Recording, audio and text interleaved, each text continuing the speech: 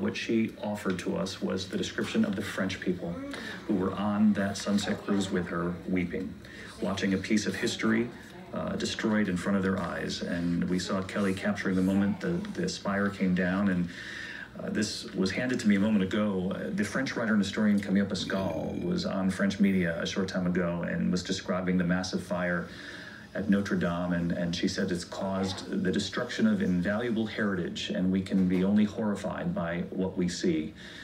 800 years since the cathedral has begun watching over Paris, as she pointed out, and its bells peal for both happy and unfortunate events. So much of the history of France has been witnessed by that edifice, that enormous cathedral, that beauty that soars into the sky. And we were listening to Max earlier describe the prayers, and we've even had reports of some singing, and people on the scene there. You can hear it right there. Just the general unrest in the streets of Paris. There were reports that emergency teams at first were actually slowed down in their effort to get to that small little patch of land where the cathedral stands across the Seine, by just the sheer amount of people who were watching in horror and disbelief. And these are the people who live there in Paris, the Parisians, but also people visiting France. You know, Kelly Weymouth, who we were just talking with, who captured that unbelievable piece of video. She's there studying abroad for the semester. Her mother had come to visit.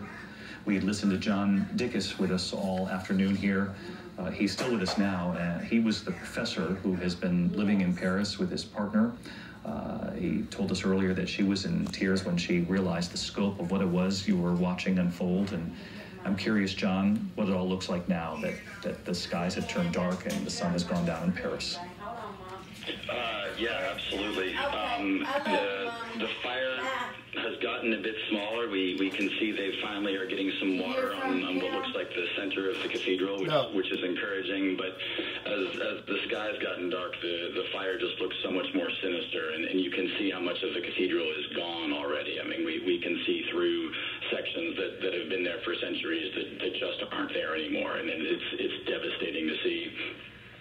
Just a minute ago at 9 o'clock, the Eiffel Tower started sparkling, which it does at the top of every hour, and that just made for a surreal and unsettling scene to see the Eiffel Tower sparkling as Notre Dame burned along the skyline next to it. Down on the streets have cleared.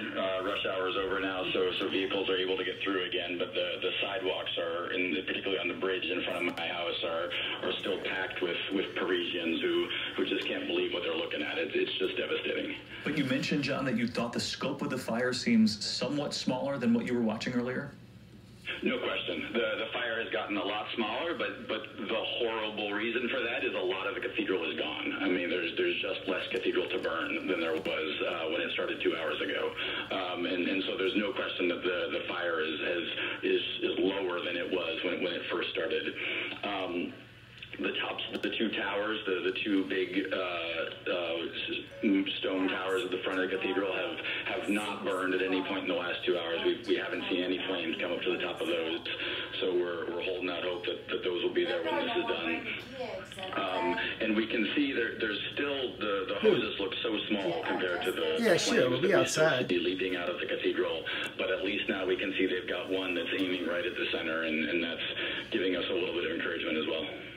Yeah, it's a bit of a double-edged sword, John, as you were pointing out, that the flames seem somewhat smaller than where they were at their peak within the last hour. And part of that, as John Dickus points out, is likely because much of the cathedral has now collapsed and crumbled under the weight and scope of this massive blaze at the top of Notre Dame Cathedral. And so while the scope of the fire might be marginally smaller than what it was, it likely reflects more of the cathedral being destroyed forever. He did mention that the towers that he's looking at are not engulfed, and there is hope on the streets of Paris, and for the people who are watching this, certainly in their own nation, on the live coverage of it there, they're hoping beyond hope that much of this cathedral, whatever you can see still standing, will be saved. But I want to bring in Chief McGill, because, Chief, there have been so many questions as people watch this live coverage about the scope of the response, and it was perfectly put earlier when you described the challenge of trying to knock down a blaze with something so old, so storied, and we're talking about a cathedral from the 12th century. You can't hit it with an aerial assault because you'll simply speed up the destruction of the cathedral. Yeah, and there's a heavy fire load in there, like I said, heavy timbers. It's almost like trying to put a forest fire with a roof out with a roof on top of it. Obviously now the roof is burnt away, but you have a lot of that scaffolding around there. You need a tremendous amount of water to fight this type of fire. And I see a couple of tower ladders that are up. You probably need 5 or 10 times as many to put a dent into this fire. Your other biggest concern is, for the firefighters there, is the collapse potential. Because these buildings are so high, you have to set up a collapse zone, and you're worried about something collapsing that's maybe 5 stories high. You have to be 10 stories high away, basically. You have to double that height to be in a safe area. So they can only get those hose lines so close to that building without putting themselves in danger. And it looks like they are. They're doing a great job. It looks like most of the building where the fire started is burnt away where the scaffolding is. They probably cut it off right before it got to those towers. So those towers are probably going to be safe from my perspective anyway. I'm sure that's what they're doing now, is just fighting from the towers towards that main body of fire by the scaffolding. It's simply doing this by surrounding the cathedral. Is that correct, Chief? And we're seeing a couple of these shots with the hoses pointed, obviously, right toward that scaffolding that you described. But that seems to be how they're tackling this fire, is simply not only from the ground, but by trying to surround the cathedral. Yeah, the common terminology is surround and drown. It's basically you're doing a defensive operation because it's much too dangerous to have firefighters inside that building, inside that collapse zone. So where that main body of fire is, they're hitting it from a distance away. And most of the time it's going to be from the outside of a structure like this. However, there may be firefighters inside on the parts where it isn't burned, and they're fighting from the unburned side towards that fire to keep it from spreading towards that other part of the building. Looks like they're doing a really good job of protecting those other structures, but it's very difficult, and they're working in a hazardous condition. At any given time, my thing I'm looking at is those scaffolding. The scaffolding is very weak. That's probably going to collapse, and hopefully there's nobody under there or in that area. It's somewhat surprising, Chief, that the scaffolding has lasted this long. Yeah, I'm very surprised. I don't know how that scaffolding was set up. I mean, scaffolding is usually pretty rigid, but a lot of times it's also attached to the building, so the building gives it some support. Now without that building there, it's just supporting itself. And with that heavy volume of fire around there, I'd be very surprised if it stays up. Chief Stephen McGill and our live coverage here on ABC of the fire raging at the cathedral, the Notre Dame Cathedral, right in the heart of Paris this afternoon. It's now almost coming up on, 3:15 Eastern time, which of course means 8:15 there in Paris. You can see the sky behind the cathedral now dark as Parisians in the streets pray for their cathedral. Many of them, the rush hour, as we heard a moment ago from one of our eyewitnesses, is over. Many people have retreated to their homes and are likely watching just as we are here in the States as their beloved cathedral goes up in flames. We're joined now by Simon Jones. Simon's another eyewitness who watched much of this as it unfolded there in Paris. And Simon, what did you see? I just saw that the roof was on fire and there was just loads of people standing around. Just as far as you could see, the streets were packed with people openly crying and weeping, and it was just a very somber, quiet atmosphere. You can hear the church bells are tolling in other local churches around the city. I watched the fire collapse down into the roof, and then slowly the roof collapsed, and at that point, like quite a few people, I just had to turn and walk away. Truly awful sight. Just a devastating sight, and we know the role that the cathedral has played over the course of history, sort of a calming presence that cathedral has had, even in times of horror and in times of terror. Most recently in the terror attacks that struck Paris back in 2015, the bells sounding a death knell after that November 2015 terror attack. Authorities are right now, even as they try to knock down this fire, are investigating whether or not that renovation work on the cathedral, and in particular the lead, the 250 tons of lead that make up that church and the spire on the top of the church, the renovation that was underway. It's about a $7 million renovation project at last word. Whether or not somebody working construction on that project might have ignited or started the fire, that's unknown. We do know that in the last couple of days, 16 religious statues were actually removed from the peak. And that was the first time that happened in more than a century. And they were removed to be taken away to be cleaned. They did obviously escape the blaze. As we know, there's also a secondary effort, which hopefully with more time that passes, we'll be able to see of teams on the ground trying to get artifacts that are in different parts of that cathedral out of the cathedral to try to save them.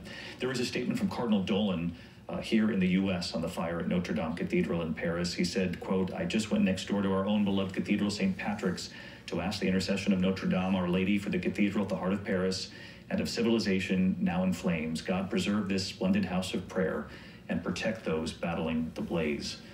That from Cardinal Dolan just a short time ago, praying for the cathedral from our own St. Patrick's Cathedral here in New York. And he too hoping that there will be no injuries. And we have not heard any reports of injuries as of yet. We know there were a number of workers who were on this project when these flames began to break out, getting them down. And there's the spire coming down. And no matter how many times we've watched this play out, one of the witnesses that we were talking to earlier, her name was Kelly Weymouth, and she described the quintessential sort of American experience in Paris. She's there studying abroad, lucky enough to escape for a semester to study the great rich history that Paris offers, and her mother was there visiting. She said they were taking a sunset cruise on the Seine when they looked up, saw the fire, and this is her video that you're looking at right now. That we went on Paris and Milan. She held that phone their boat went steady, by that. which I'm not sure I could have done as we were witnessing all of this as we were on with live coverage. Again, the fire breaking out. For those of you who have joined us in progress, the fire breaking out at about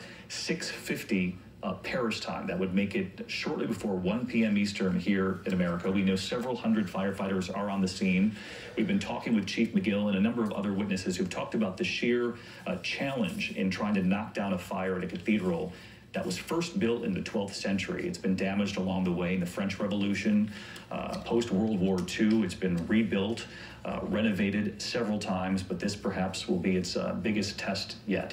The massive blaze that has been churning and doing its work on the top of the cathedral, and certainly the spire isn't the only thing damaged. There were predictions on the ground that the entire roof would come in.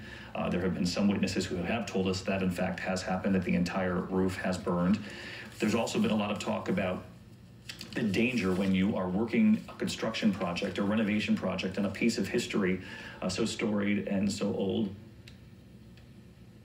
We're getting word now that they're on social media, and we always use caution when there are reports coming in from social media, though it is a valuable tool in this day and age, as we've seen with the images that came in almost immediately that signaled there was perhaps a real horror that was playing out at one of the most historic sites in the world, which got us on the air fairly quickly. And now there are reports from social media, and again, they're not confirmed, but we can join John Dickus. John, are you still with us? Or Max. If Max is with us, or John apparently is with us. He's the American professor with us. And I want to get to these reports on social media because it's impossible, obviously, for us on this end to confirm them. But there are reports that the towers are either very close to being on fire or are on fire. But you, perhaps, from your vantage point, can give us a clearer picture. Yeah, I thankfully I can see the two towers, and that's not accurate. The two towers from where I'm standing, there's no flames coming out of them. They are not in danger of collapsing. They haven't moved. Very tragically, the reason I can see the towers so well is that the roof of the cathedral is gone. It's no longer obstructing my view of the towers at all, so I can see them very clearly because the roof has completely collapsed. So from your vantage point, the tower is not on fire. We know the AP had tentatively reported that it had spread to one of the church's landmark rectangular towers, but from where you are, you don't see flames spreading beyond the roof itself, which is now collapsed in. You've seen that for yourself, and the spire, and of course, it's very difficult now that we see nightfall in Paris to see just how much of the church is completely destroyed. What is easier to see is just the scope of the flames. And Max Miafaitis was another one of our eyewitnesses who helped us earlier, told us that one thing you can see now, because the sky has darkened, is that the flames themselves have reduced in size, though that could also be an indication that what they were consuming has simply collapsed inside the cathedral, and so it's also a sign of increasing damage. John, we're looking at pictures that you took just a short time ago, and you know, the difference between this image right here of the sky and the smoke, which is what we saw early on, and now with the darkened sky over much of Paris, those flames shooting up into the sky. Yeah, it's horrifying, and the smoke has cleared now. There was very heavy smoke, huge columns and clouds of smoke 2 hours ago, and while that smoke was coming out of the cathedral, it was very hard to see how much damage there had been. It was just great volumes of smoke coming off and sort of, you know, towering over the city. And now that the smoke has thinned out quite a bit, I can see I'm on the 6th floor, so I'm looking straight at the level of where the base of the spire was 2 hours ago. And I can see the interior of the church is just gutted. I mean, the fire has clearly gotten smaller, but it's because it looks like both the nave and the transept have been completely devastated by the flames.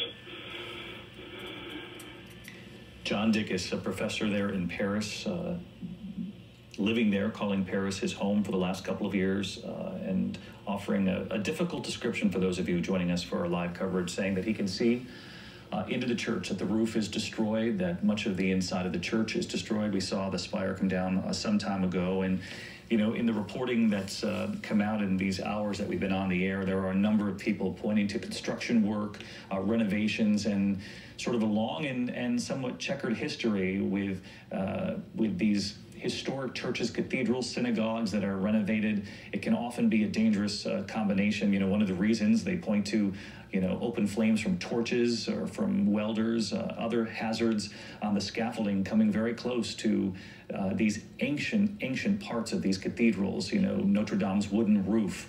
And the materials are so high up and difficult to reach. Obviously, if it does spark a fire, and we've watched that play out right in front of our eyes, there were so many questions early on, including a question from President Trump asking perhaps why flying water tankers couldn't be used to put it out. He actually tweeted, "Must act quickly." Then over the course of time, we had our fire chief on the air and a number of people there on the ground in France talking about how that simply wouldn't work because of the sheer weight of the water coming down on something so old. But those are just some of the challenges that are faced not only by the firefighters who are now tasked with trying to knock down these flames, and as we heard from the chief there earlier, that the entire cathedral likely surrounded. We're joined now by, Mark, give me that again? Billy Stapleton, he's from the ATF. And Billy, I know that you've been watching this along with Chief McGill, and I appreciate you taking the time for us. And if you could just add to what Chief McGill told us earlier, which is was extraordinarily helpful in describing why it is so difficult to try to knock down a fire in a structure love you guys. that is this this old. Film about 20 minutes of this to show you guys. This type of structure is undoubtedly constructed with heavy timber we got construction to on the see it interior. and walk through it and walk up it and lean it around it before it collapses. Just breaks my This heart. heavy timber is very strong when it's in the condition that was meant to be at the time of construction. Over time, it can deteriorate. It can be more prone to collapse, especially with